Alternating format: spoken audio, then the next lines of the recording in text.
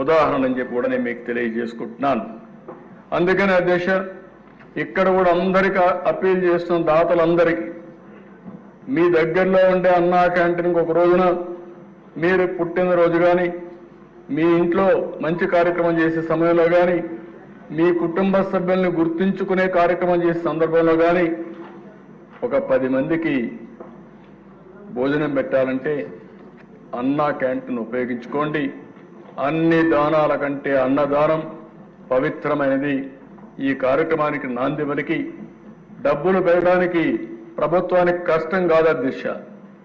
నేను సమాజంలో కూడా స్ఫూర్తిని ప్రమోట్ చేయాలనుకుంటున్నాను, స్ఫూర్తిదాయకంగా ముందుకు పోవాలనుకుంటున్నాను.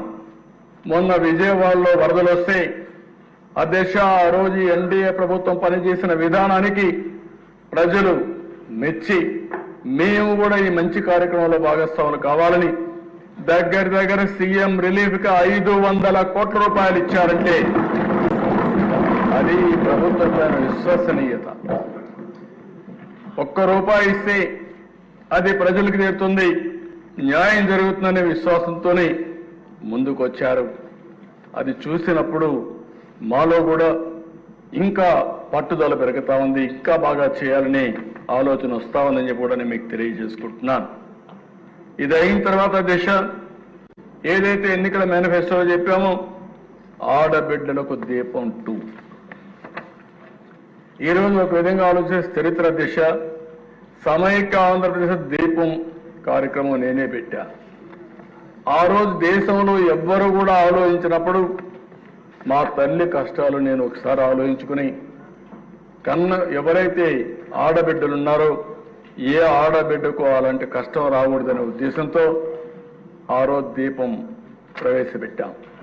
ఈ దీపం యొక్క ముఖ్యమైన ఉద్దేశం చూస్తే అధ్యక్ష, ఎక్కడెక్కడో కట్టెలు తెస్తారు. ఓసారి వర్షాకాలంలో బయట ఉంటే కట్టెలన్నీ ఎండిపోతే బాగా తడిచిపోతే ఆ కట్టెలు తీసుకొచ్చి పొయ్యిలో పెడితే ఎంత పొగంటే ప్రతి ఒక్క ఇంట్లో ఒకే బెడ్రూమ్ ఇల్లు ఉంటుంది, రూమ్ ఒకటే ఉంటుంది, అక్కడే కిచెన్, అక్కడే డైనింగ్, అక్కడే పడుకుంటారు. ఇల్లంతా కూడా పొగొస్తే ఆడబిడ్డలు పడే కష్టం అవన్నీ చూసిన తర్వాత నాకు అనిపించింది. అప్పట్లోనే రామ్ నాయక్ అని ఒక మంత్రి ఉండేవాడు మహారాష్ట్ర నుంచి, వాజ్పేయి గారిని మెప్పించి రామ్ నాయక్ని గట్టిగా రిక్వెస్ట్ చేసి ఆ రోజుట్లోనే ఇంటింటికి దీపం కింద వంట గ్యాస్ సిలిండర్లు ఉచితంగా సరఫరా చేసిన పార్టీ తెలుగుదేశం పార్టీ అధ్యక్ష. ఈరోజు అలాంటి కార్యక్రమాన్ని మళ్ళీ రిపీట్ చేశాం. మనోహర్ గారు మంత్రిగా చాలా సమర్థంగా దాన్ని చేశారు. ఒకే హామీ ఇచ్చాం, సంవత్సరానికి 3 ఉచిత గ్యాస్ సిలిండర్లు ఇస్తా ఉన్నాం. ప్రతి సంవత్సరం 3 ఉచిత గ్యాస్ సిలిండర్లు ఇచ్చే బాధ్యత ఈ ప్రభుత్వం తీసుకుంటున్నామని చెప్పి కూడా నేను మీకు తెలియజేస్తున్నాను. కొంతమంది తెలియని వాళ్ళు మాట్లాడుతున్నారు, ఎక్కడిచ్చారంటారు. ఇది క్యాష్గా చేతికి ఇవ్వడానికి, గ్యాస్ తీసుకుపోవాలంటే సిలిండర్ కావాలి. అంటే ఎవరైనా సరే గ్యాస్ సిలిండర్ ఇంట్లో ఉంటే అయిపోతానే బుక్ చేసుకుంటారు, బుక్ చేసుకుంటే గ్యాస్ వస్తుంది అధ్యక్ష. మేము ఏదైతే చెప్పామో చెప్పినప్పటి నుంచి ఇప్పటి వరకు 42,40,000 మందికి గ్యాస్ సిలిండర్లు బుక్ చేసుకున్నాం, వాళ్ళకందరికీ ఇస్తున్నాం. ఇంకొక విషయం కూడా చెప్తున్నాను అధ్యక్ష, దీనివల్ల ఒకటే కండిషన్, సింపుల్ కండిషన్, ఎవరైనా సరే రేషన్ కార్డు ఉండాలి, రెండోది ఆధార్ ఉండాలి. ఈ 2 ఉంటే అందరూ ఎలిజిబుల్. మీరు కూడా చెప్తున్నా, ఊరికే విమర్శలు చేసేది మానండి. ఒకటే హామీ ఇస్తున్నా, ఈ హౌస్ లో ఎవరికైతే రేషన్ కార్డు ఉందో, ఎవరైతే ఆధార్ అథెంటికేషన్ ఉందో అలాంటి అందరూ కూడా దీపం 2 కింద 3 సిలిండర్లకు అర్హులు, తీసుకునే హక్కు వాళ్ళకు ఉంది. ఎవరైనా ఇవ్వకపోతే దబాయించి తీసుకోమంటున్నా. మనోహర్ గారిని కూడా కోరాను, ఢిల్లీలో కూడా నేను చాలా స్పష్టంగా రిక్వెస్ట్ చేశాను, మేమే డబ్బులు కడతాం, మీరు వాళ్ళ దగ్గర డబ్బులు కూడా కట్టకుండా తీసుకోకుండా ఇమ్మని చెప్పి రిక్వెస్ట్ చేశాం. కానీ వారు చెప్పింది ఇప్పటి వరకు అన్ని కార్యక్రమాలు కూడా ముందు డబ్బులు కడితే మళ్ళా వాళ్ళ అకౌంట్ డబ్బులు ఇచ్చుకోండి కానీ ఇది చేయొద్దనే పరిస్థితికి వచ్చారు. కానీ ప్రయత్నం చేస్తున్నాం.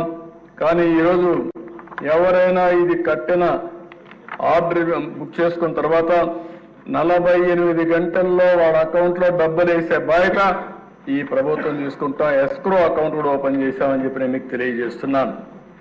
అదే మరిగా దిశ ఈరోజు చెత్త పన్ను రద్దు చేశాం. కనీసం చెత్త మీద పన్నేసి 83 లక్షల మెట్రిక్ టన్నులు చెత్తంతా పేరకపోయే పరిస్థితి వచ్చింది. ఇప్పుడు కూడా చెప్తున్నా నారాయణ గారికి ఎంత తొందరగా వీలైతే అంత తొందరగా ఆ చెత్త వదిలించమని చెప్పి. ఆయన అంటున్నాడు 1 ఇయర్ అంటున్నాడు. 1 ఇయర్ కుదరదు. నెక్స్ట్ అక్టోబర్ లోపల పూర్తిగా చెత్తంతా కూడా తీసే బాధ్యత, వీళ్ళు వేసిపోయిన చెత్తని క్లీన్ చేసే బాధ్యత తీసుకోవాల్సిన అవసరం ఉంది. చెత్త పన్ను రద్దు చేశామని చెప్పి కూడా నేను మీకు తెలియజేస్తున్నాను. అధ్యక్ష, మత్స్యకారులు పొట్టగొట్టారు. 217 జీవో తీసుకొచ్చారు. కనీసం అంతవరకు జీవనోపాధి వాళ్ళు స్వేచ్ఛగా ఎక్కడన్నా చెరువు ఉంటే ఆ చెరువులు ఆ సొసైటీ పట్టుకుపోయి ఎక్కడికక్కడ ఉపాధి కల్పించుకునేవారు. అందుకే మళ్ళీ ఆ జీవోను రద్దు చేసి మత్స్యకారులకు అండగా ఉండడానికి ప్రభుత్వం ముందుకు పోతున్నాం. అవసరమైతే రుణాలు ఇప్పిస్తాం, వారికి గ్రాంట్ ఇస్తాం, అన్ని విధాల అభివృద్ధి చేస్తామని చెప్పి కూడా నేను మీకు తెలియజేస్తున్నాను. స్వర్ణకారుల కోసం ఒక కార్పొరేషన్ పెట్టాం. ఆ రోజు చెప్పాం, స్వర్ణకారుల్ని పూర్తిగా ప్రోత్సహించే బాధ్యత ఈ ప్రభుత్వాన్ని. మొట్టమొదటిసారిగా దేశ గీత కార్మికులకి 10% మద్యం షాపులు వాళ్ళకి కేటాయించే కార్యక్రమానికి శ్రీకారం చుట్టాం. ఎందుకంటే చేతి వృత్తులు, కుల వృత్తుల్ని గౌరవించాల్సిన అవసరం ఉంది. వాళ్ళ జీవనోపాధి పోయింది. అందుకని వీళ్ళంతా కూడా గీత కార్మికులు ఏదైతే ఒకప్పుడు మీరు చూస్తే కళ్ళు గీసి వాళ్ళు జీవనోపాధి గడిపేవారు. అందుకే వాళ్ళ వృత్తిని గౌరవిస్తూ 10% మద్యం షాపుల వారికే కేటాయించాం. ఇంకో పక్కన దిశ అర్చకుల జీతాలు చాలని జీతాలు వస్తా ఉంటే 10,000 నుంచి 15,000కు పెంచాం. దేవాలయాల్లో నాయి బ్రాహ్మణులు ఉన్నారు, వాళ్ళ వేతనాలు 15,000 ఉంటే కాదు 25,000 చేస్తామని ఎలక్షన్ మేనిఫెస్టోలో చెప్పి ఇమ్మీడియట్ గా 25,000 చేసిన ప్రభుత్వం ఈ ప్రభుత్వం అని చెప్పి కూడా నేను మీకు తెలియజేస్తున్నా. ఇంకో పక్క టెంపుల్స్ అన్ని కూడా ధూప దీప నైవేద్యం కింద ఆలయాల్లో ఆర్థిక సహాయం అది 5,000 ఉంటే వాళ్లకు 10,000 పెంచాం. ఉపాధి కోసం చూస్తున్న వేద విద్యార్థులకి 3,000 రూపాయల నిరుద్యోగ భృతి ఇవ్వడం మొదలుపెట్టాం. చేనేతకు జీఎస్టీ ఎత్తివేశాం. గృహ నిర్మాణానికి అదనంగా 50,000 రూపాయల ఆర్థిక సహాయం పెంచాం. రైతులకు గత ప్రభుత్వం బకాయిలు పెట్టిన 1,674 కోట్ల రూపాయలు చెల్లించి ఈ రోజు ఎవ్వరు ప్యాడీ ప్రొక్యూర్మెంట్కి ఇస్తే 48 గంటల్లో వాళ్ళ అకౌంట్కు డబ్బులు పంపించే పరిస్థితిగా తీసుకున్నాం. అది కూడా వాట్సాప్ గ్రూపులు కూడా క్రియేట్ చేసి ఎక్కడా ఇబ్బంది లేకుండా చేస్తున్నాం. మళ్లీ రైతులకు సబ్సిడీ డ్రిప్ పరికరాలు, పాడి రైతులకి 90% రాయితీతో షెడ్లు కట్టిస్తున్నాం. రాజధాని కౌలు రైతులకి మొత్తం 400 కోట్ల రూపాయలు చెల్లించాం.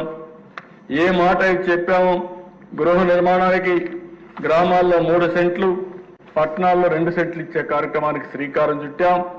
అదే సమయంలో 5 సంవత్సరాల్లో ఈ రాష్ట్రంలో ఏ ఒక్క వ్యక్తి కూడా ఇంటి జాగా లేదనకుండా, ఇల్లు లేదనే పరిస్థితి లేకుండా ప్రతి ఒక్కరికి ఇంటి జాగా ఇల్లు ఇచ్చే పరిస్థితి తీసుకొస్తామని చెప్పి కూడా నేను మీకు తెలియజేస్తున్నా. ఇవి ఒక పక్కన చేస్తూ అధ్యక్ష, నేను మళ్ళీ చెప్తున్నా, ఈ ప్రభుత్వ విధానం పేదలకు సంక్షేమ కార్యక్రమాలు చేయడం, అదే సమయంలో అభివృద్ధి కూడా కొనసాగించడం. అభివృద్ధి చేస్తే సంపద వస్తుంది, సంపద వస్తే ఆదాయం ప్రభుత్వానికి పెరుగుతుంది, తిరిగి పెరిగిన ఆదాయాన్ని పేదలకు ఖర్చు పెట్టే పరిస్థితి వస్తుంది. ఇదే విధానాన్ని కొనసాగిస్తున్నాం.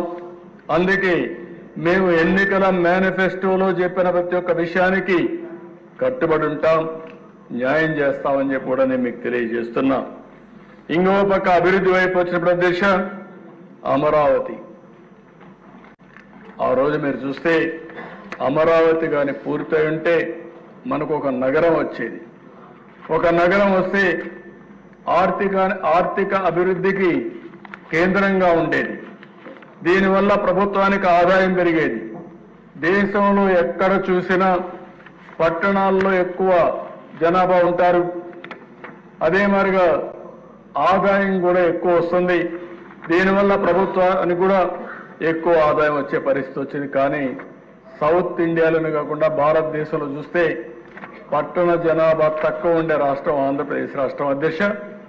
దీనివల్ల కూడా మనం చూసినప్పుడు దక్షిణ భారతదేశంలో తక్కువ పర్ క్యాపిటల్ ఇన్కమ్ ఉండే రాష్ట్రం కూడా మనది. ఇలాంటి ఇబ్బందులు ఉంటే ఈరోజు అమరావతి కేంద్రం కూడా పూర్తిగా సహకరించింది. 15,000 కోట్ల రూపాయలు డబ్బులు ఇవ్వడానికి ఒప్పుకున్నారు. డిసెంబర్ నుంచి పనులు ప్రారంభిస్తాయి. మొత్తం అన్ని పనులు పూర్తి చేసి మళ్లీ అమరావతికి పూర్వ వైభవం తీసుకురావడానికి శ్రీకారం చుట్టాం. పనులు ప్రారంభమవుతాయి. అదే సమయంలో మళ్లీ పెట్టుబడులు కూడా అట్రాక్ట్ చేయడానికి ఏమేం చేయాలో చేస్తున్నామని చెప్పి కూడా నేను మీకు తెలియజేస్తున్నాను.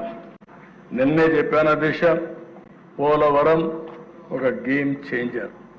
పోలవరం పూర్తయి నదుల అనుసంధానం చేయగలిగితే ఈ రాష్ట్రం నెంబర్ 1 రాష్ట్రం అవుతుంది.